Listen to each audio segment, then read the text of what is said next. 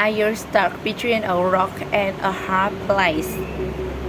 Now, develop a learning English program, words and their story. On this program, we explore the origin and usage of common expression in American English. And we are happy that you have decided to learn English. Is it a good choice?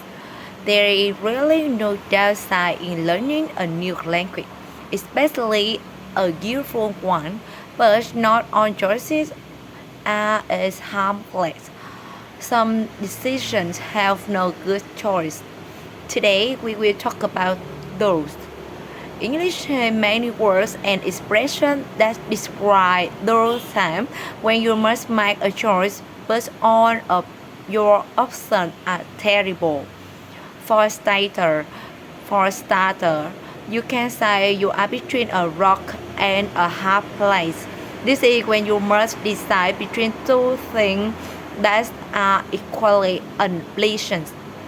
Many cultures have their own version of this story, but one of the most famous is the Greek story of Scylla and Charybdis.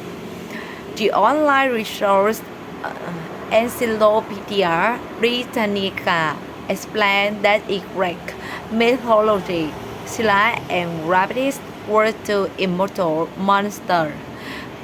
They terrorized ships and tried to travel the Strait of Messina, a narrow waterway between Sicily and the Italian mainland. Scylla is the personification, the human representation of a known half human thing, a sharp rock and other objects along the coast. Scylla destroyed ships that came too close. Charybdis is the personification of a whirlpool, a dangerous water information in seas and oceans. Charybdis also destroyed ships that came too close, but in a very different way. But both could kill you, and they are located so close to each other that they gave sailor and smart enforcement choice. Avoiding Charybdis means passing too close to Scylla and vice versa. And that is what being between a rock and hard place means. You are in an impossibly difficult situation with no good choice. So really, you must choose between the lesser of two evils. Now, let's hear this you in a conversation between two friends. A woman is planning a birthday party for her son, and a friend who offered to have find himself in a dilemma, a Rick pickle.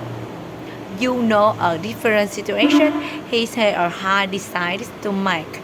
Can I help with the birthday party? Oh yes, thank you so much. Of course, if your son's birthday, I'm happy to help. Well, I need to take my dog to the vet later today, but I also promised my son that I would take him and his friends out for ice cream after the party. So, can you either take the dog or the kids? How many kids? 7. No, wait, 8. And they will probably all be ready for a nap. So they will be tired and quiet. No, they will be irritable and overexcited because they have too much sugar. That's so terrible. But then again, I'm not really a dog person. If she gets in the car, she hates it, but not as much as she hates the doctor. She will probably park the whole time.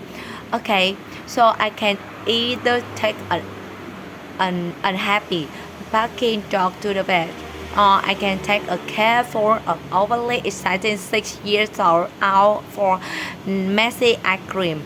Right, but I'll pay for the ice cream and I'll pay to have your car cleaning afterwards, no matter which one you choose. Well, I don't know. I have dilemma.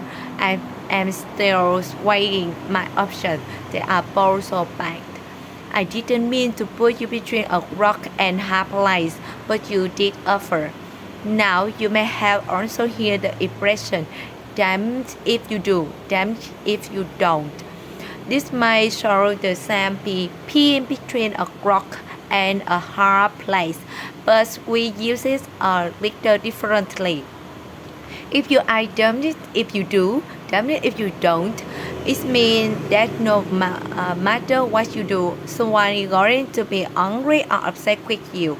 Being between a rock and a hard place involves your choosing between two terrible choices.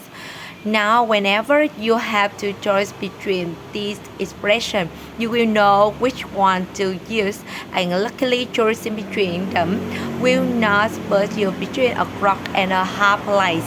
And that brings us to the end of this words and their story. Is there a time when you found yourself between a rock and a hard place? Let us know in the comments section using the word and expression you hear here. Until next time, I'm Anna Mutero.